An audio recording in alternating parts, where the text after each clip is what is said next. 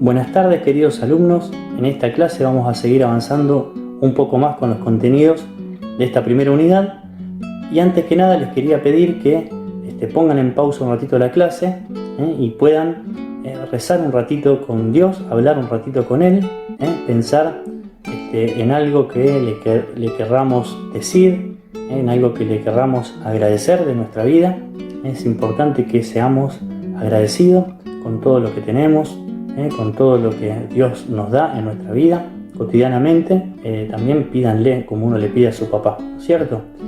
Hagan una oración, un Padre Nuestro, una Ave María y después continuamos con la clasecita.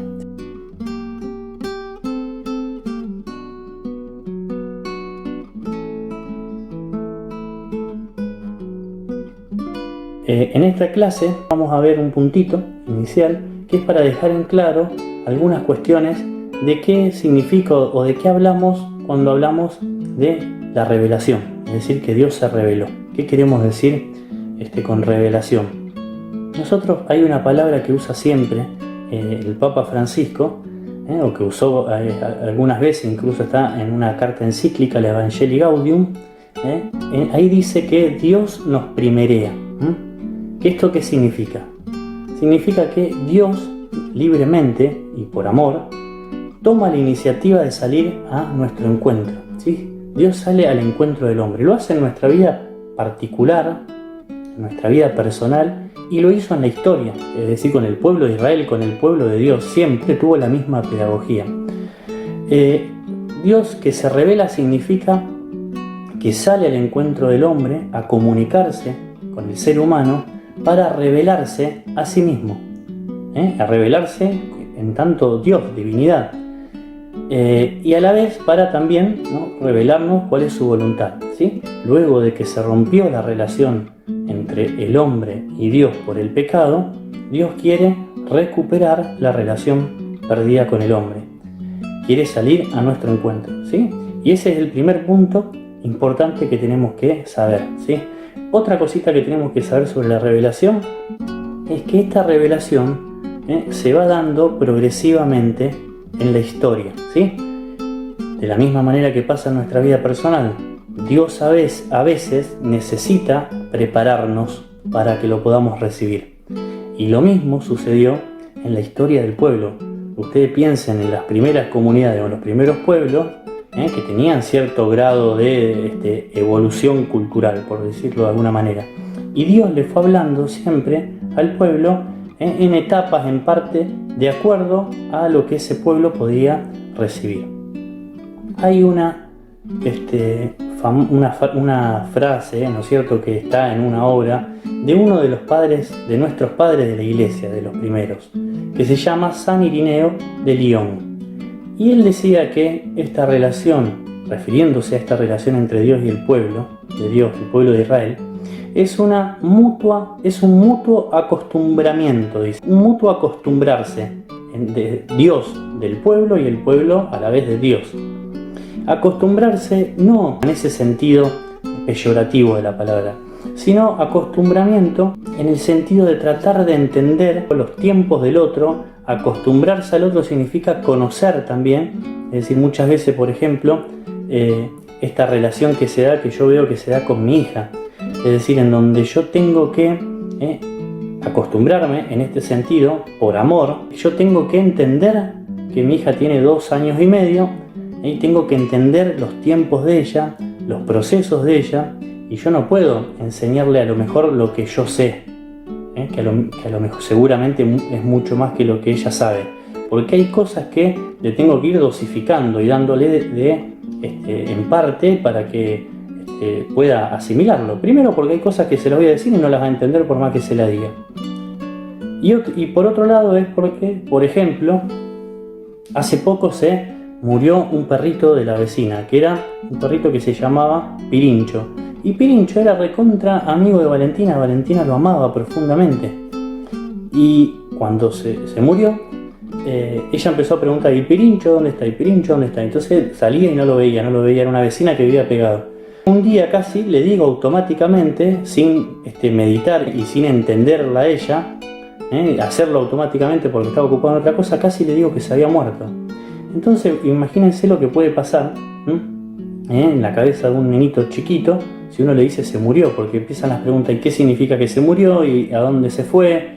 ¿Y se mueren los perritos? ¿Y se mueren las personas? ¿Y si se mueren las personas, qué pasa? Entonces esa pregunta que en algún momento seguramente se la va a hacer, no está preparada ahora para semejante, porque a lo mejor no tiene los recursos para poder responder esa pregunta. Entonces Dios con el pueblo, con su pueblo, se fue comunicando teniendo esta otra palabra que usa el Papa Francisco, dice la importancia de pedir permiso, y dice pedir permiso porque el otro tiene su lugar y el otro tiene sus tiempos. Supongamos ahora con esto de la pandemia que estamos todos en casa, tanto tiempo juntos. Y bueno, y le tengo que pedir la computadora a mi hermano porque yo tengo que entregar mi trabajo y él también lo está haciendo. O yo me quiero bañar y se bañó él. O de tanto tiempo que estamos juntos ya entro a la pieza sin pedir permiso. Bueno, es decir, hay que respetar al otro, los tiempos del otro, las maneras de ser del otro. Hay que tener paciencia del otro. Y Dios hace esto con nosotros. Pero, es decir, Dios nos respeta, no nos avasalla, no nos pasa por encima, sino que se abaja a nuestra humanidad, a nuestro grado de evolución, por decirlo de alguna manera, y como se dice también habitualmente, y Él espera nuestros tiempos más lentos. Somos como niños a veces, ¿no es cierto? Entonces este pueblo de Dios, imagínense, en las primeras etapas era un pueblo también muy aniñado, por decirlo de alguna manera, o que ignoraba muchísimas cosas y que faltaba crecer y formarse. Entonces Dios, por los profetas, va formando ese pueblo, ¿sí? De a poco. De la misma forma que yo con mi hijita, también voy de a poquito dosificándole hasta que llegue el momento, es decir. Y de esa manera Dios va hablándole al pueblo. Sí, tengan en cuenta eso, que Dios tiene una pedagogía. ¿Sí? No es que dice, bueno, esta es la verdad y dice toda entera y de una y ya está, y se acabó y el que no entra no. Sino que Dios va relacionándose mutuamente. Fíjense que a veces tenemos algunos profetas o, por ejemplo, Moisés, que sale a interceder por su pueblo.